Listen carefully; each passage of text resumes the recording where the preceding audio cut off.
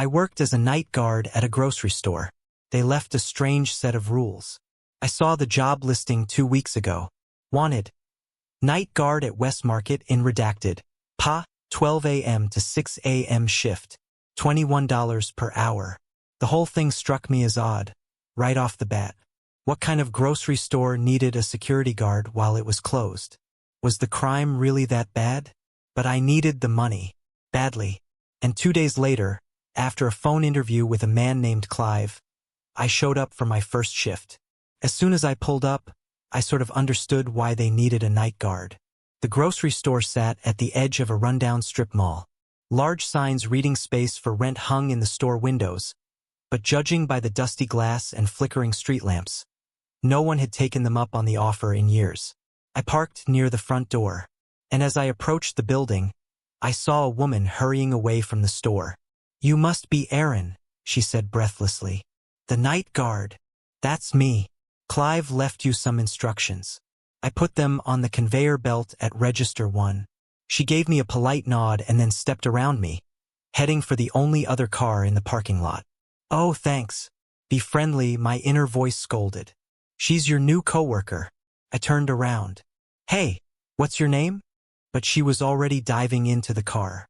The door slammed, the car reeled out of the parking space, and then she was gone. So much for a new friend. I turned back towards the store. The parking lot was completely empty now, and the nearest streetlight was flickering with an odd, erratic rhythm. A cold wind swept in, whipping a crumpled paper bag across the parking lot. Well, here goes nothing. I stepped up to the store. The glass doors squeaked as they parted for me, and then I stepped inside. Despite its outward appearance, the store was actually pretty nice inside. Bright fluorescent lights shone from overhead. Jazzy music played from hidden speakers.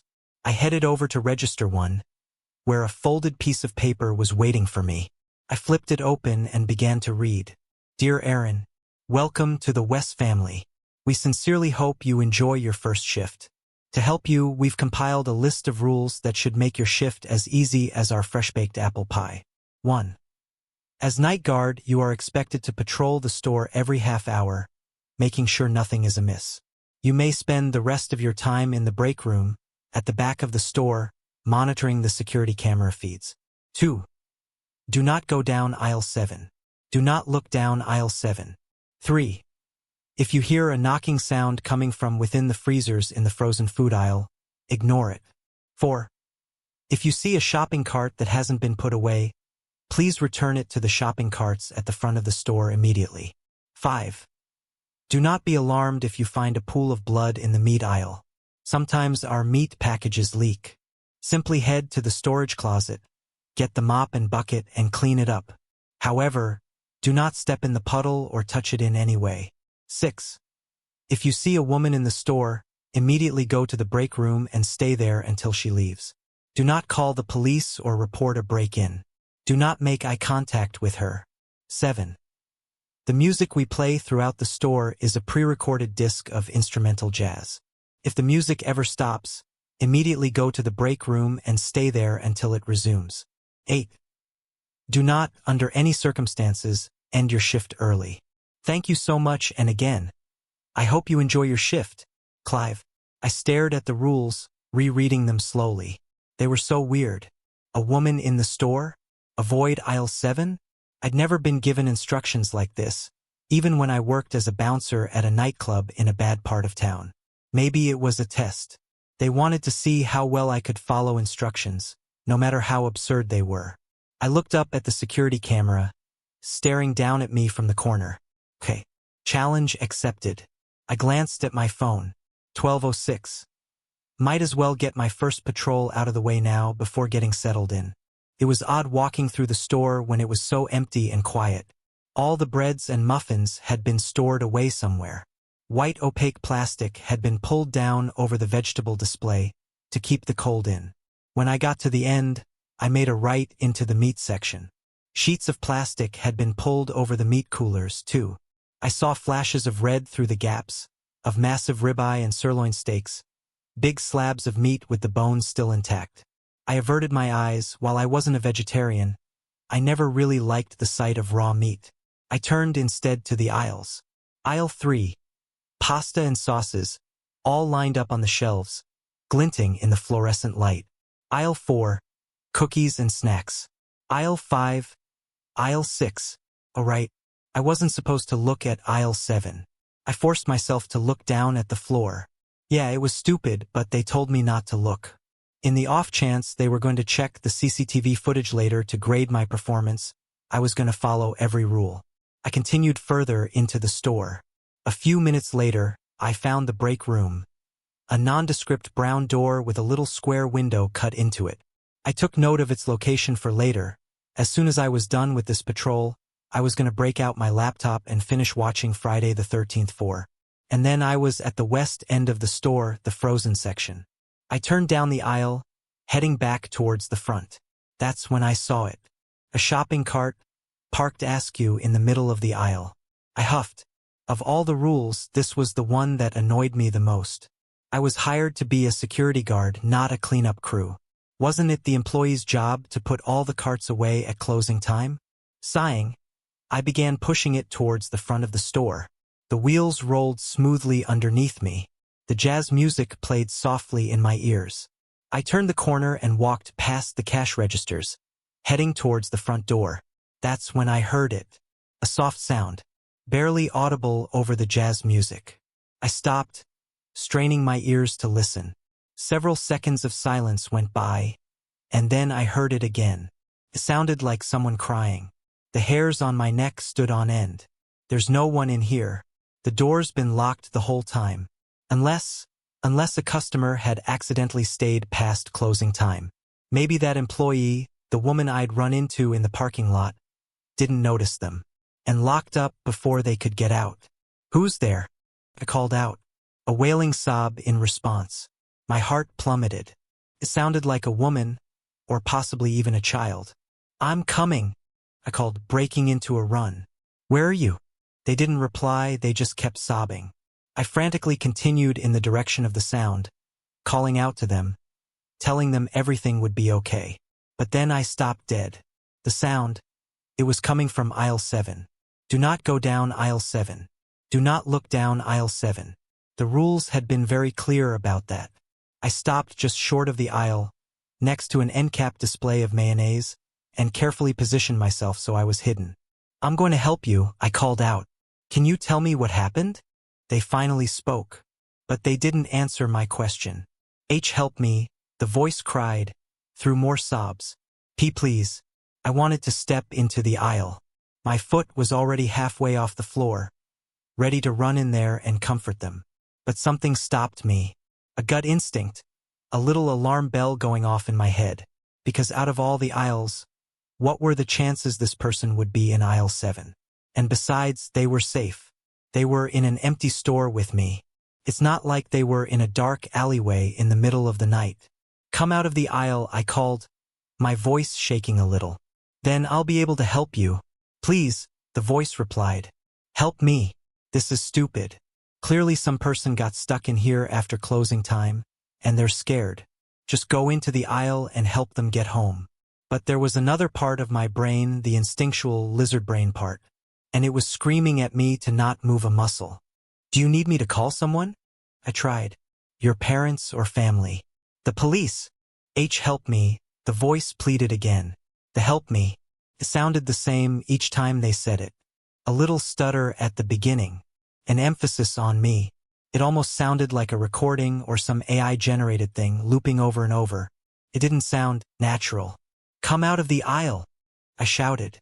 "Come out, and I'll help you." The sobs got louder, faster, hysterical. "Help me," the voice pleaded again, in a desperate tone that made my stomach twist. I stood there, pressed against the mayonnaise display. Listening to them sob was making my stomach flip-flop, even if it did sound slightly unnatural. I could call the police, I thought. They'd know what to do. Except I'd left my cell phone with my backpack at cash register 1. And getting it would mean crossing aisle 7. The rules didn't say anything about walking past aisle 7.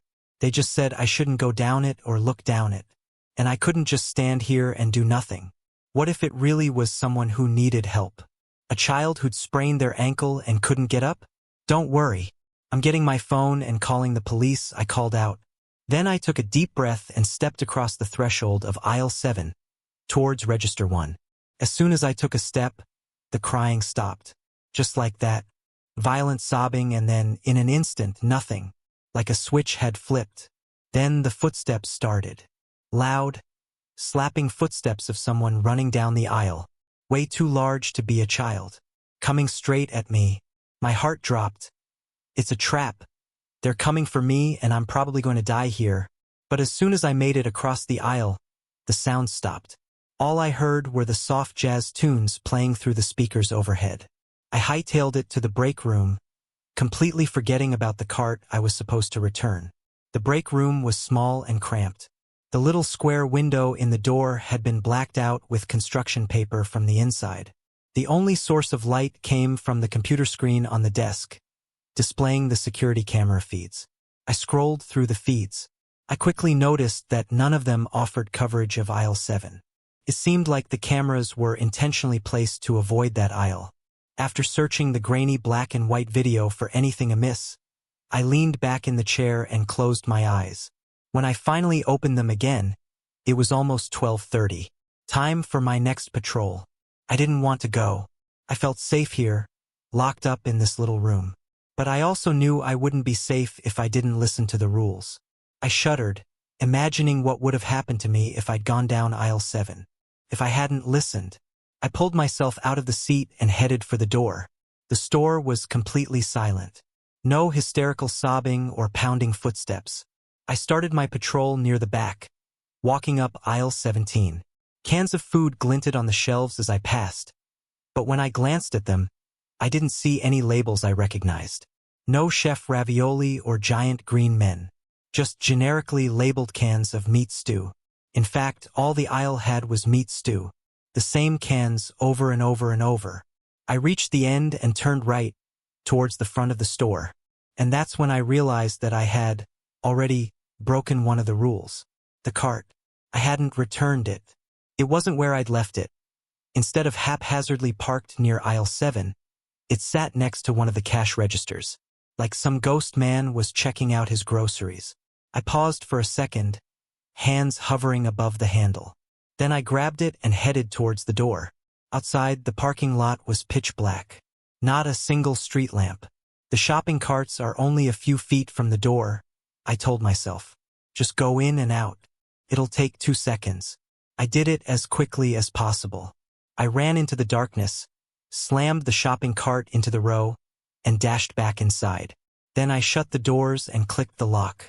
Okay, that wasn't too bad, I said to myself, letting out a sigh of relief. For a second, I reveled in the peace of the store. The silence. The safety of being locked inside with no one else with me. But then I stopped. The silence. Oh no. The jazz music wasn't playing. How long had it been off? I'd been so preoccupied with returning the cart, I wasn't even paying attention. I broke into a sprint towards the back of the store, cookies and snacks flashing by me. Then I swerved right and sprinted into the break room. I pulled out the list of rules and read them over again. Do not, under any circumstances, end your shift early. Why did he write that? Was it just because he didn't want anyone flaking out on him? Or if I left early, would some horrible fate befall me? Because I really wanted to leave. I opened my backpack, pulled out the soda I'd brought, and popped it open. Took a sip, scrolled through the security feed. 5 more hours. The next 4 patrols went fairly well. The rules didn't say how long they had to be. So every 30 minutes, I sprinted a lap around the store, as fast as I could. The whole thing only took about a minute. Then, for the other 29, I locked myself in the break room. On the second patrol, I heard knocking as I ran down the freezer aisle. It started as light tapping across the glass, then crescendoed into loud thumps, like someone was slamming their palms against the glass doors. As per the rules, I ignored it. I just kept running, until I made it back to the break room. On the last patrol, the music had cut out again. So I quickly detoured and got to the break room as quickly as I could, the silence ringing in my ears. And now, here I was in the break room with 3 hours left. I stared at my phone's clock, ticking slowly towards 3 a.m. I stood up, shaking out my nervous energy, preparing myself to sprint. I'd been a runner back in high school, but in the past 10 years I'd gotten way out of shape. The last patrol had left me panting and breathless, legs aching. My hand closed around the doorknob. My heart hammered in my chest. 3, 2, 1 ago. I wrenched the door open and shot out into the store. But I didn't get very far, because there was an enormous pool of blood on the floor. I froze. All the air sucked out of my lungs. I stared at the blood, shining in the fluorescent lights. The rules said to clean it up, but that would take at least 10 minutes. I wasn't safe out here. I swallowed. Then I hurried to the supply closet, got a mop and a bucket, and started cleaning as fast as I could. The job was messy. I slid the mop through the blood, then dunked it in the bucket. Rinsed and repeated. The soapy water tinged red. A few times it splashed up and almost landed on me. But I did it. I cleaned it all up without touching a drop. Unfortunately, by the time I was finished, it was 3:27. Time for my next patrol. I was too tired to run, so I settled for a brisk walk around the store. I headed up through the frozen food. I noticed now there were handprints on the glass doors. Handprints of all sizes, tilted and smudged. Except the proportions looked all wrong, with fingers that were too long, too thin. I averted my eyes and kept going. 2.5 more hours. My footsteps clicked against the tile floor. The jazz was starting to grate on my nerves. I must have heard the same, looping saxophone melody 20 times now. It made me want to punch something. Sighing, I continued towards the produce section, briskly walking past the aisles. Then I stopped. Something caught my eye in one of the aisles. I backed up and took a better look. Someone was standing in aisle 9. A woman. She wore a blue linen dress and black high heels. Long, black hair cascaded down her back, almost to her waist. She faced away from me, standing still, her thin white arms hanging limply at her sides. In her hand was a basket, filled with cuts of raw meat. The rule echoed in my head.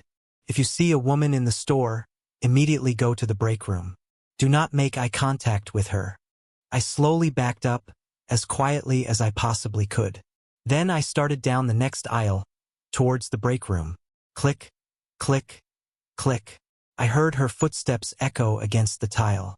I hurried my pace towards the break room, but then I stopped. Her footsteps weren't coming from behind me. They were coming from in front of me. I averted my eyes to the floor, just as I saw 2 black, high-heeled shoes step into the aisle. I stared at the floor. Do not make eye contact with her.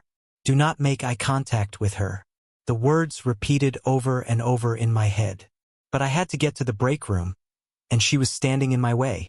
All I could see were her shiny, high-heeled shoes, and the little drops of blood that leaked out of the meat packages in her basket, staining the floor.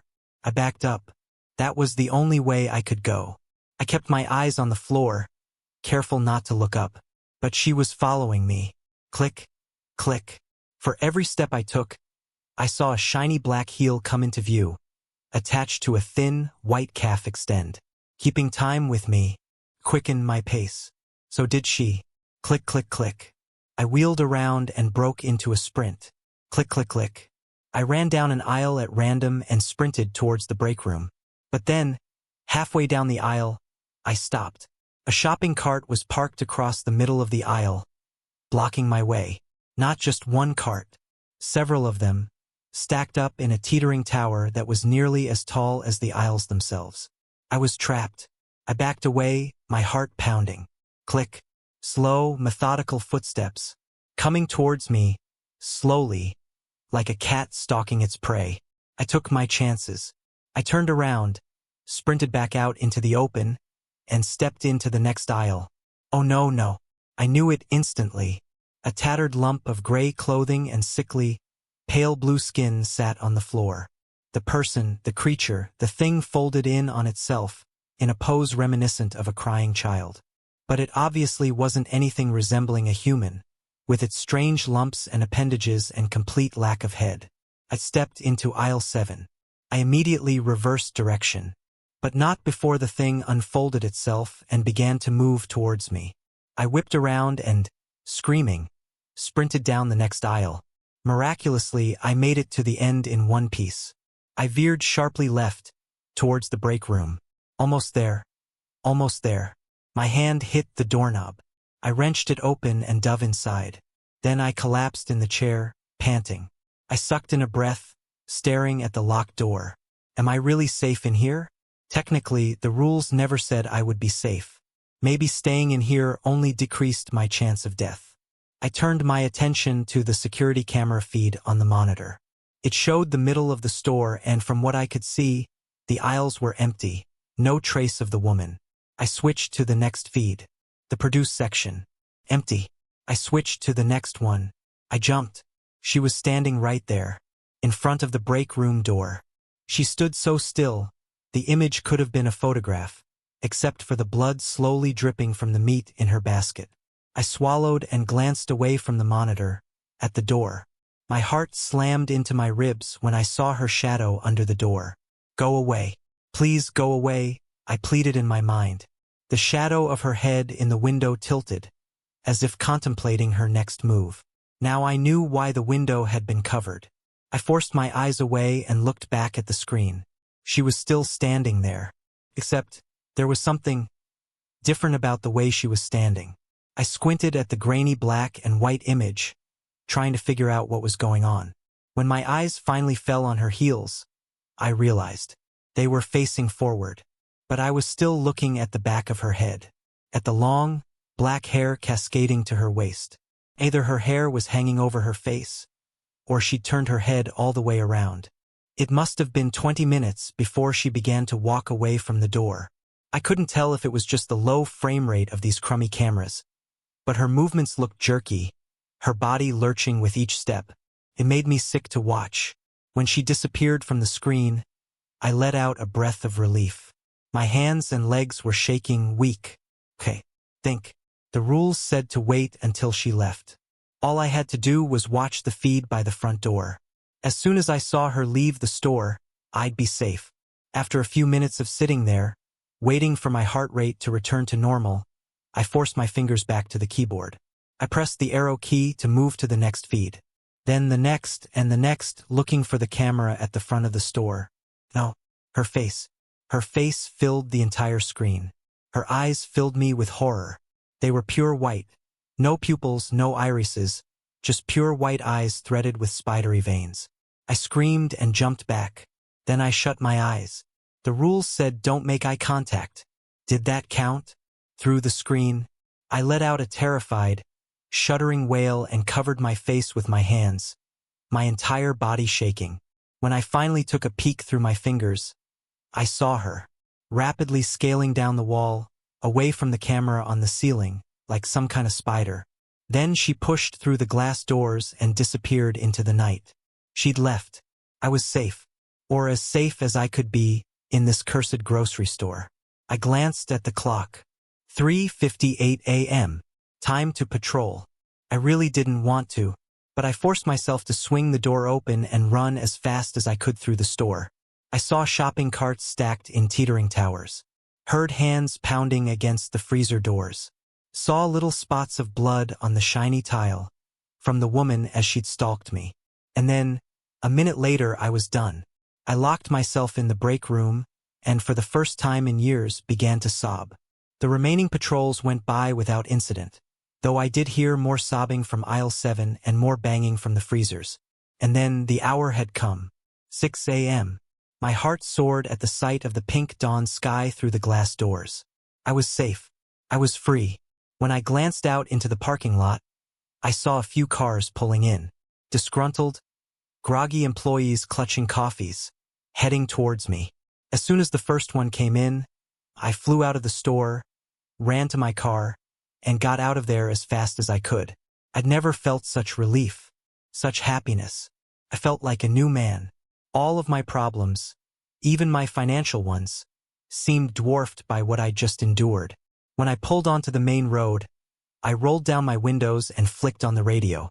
But it wasn't my usual classic rock station that blared through the speakers. Instead, I heard the upbeat tune of a saxophone. And as I listened to that horrible, looping melody, I realized that my days as a night guard for West Market may not be over yet. Thank you for watching. Don't forget to like, subscribe, and turn on notifications for upcoming videos. Stay tuned for more.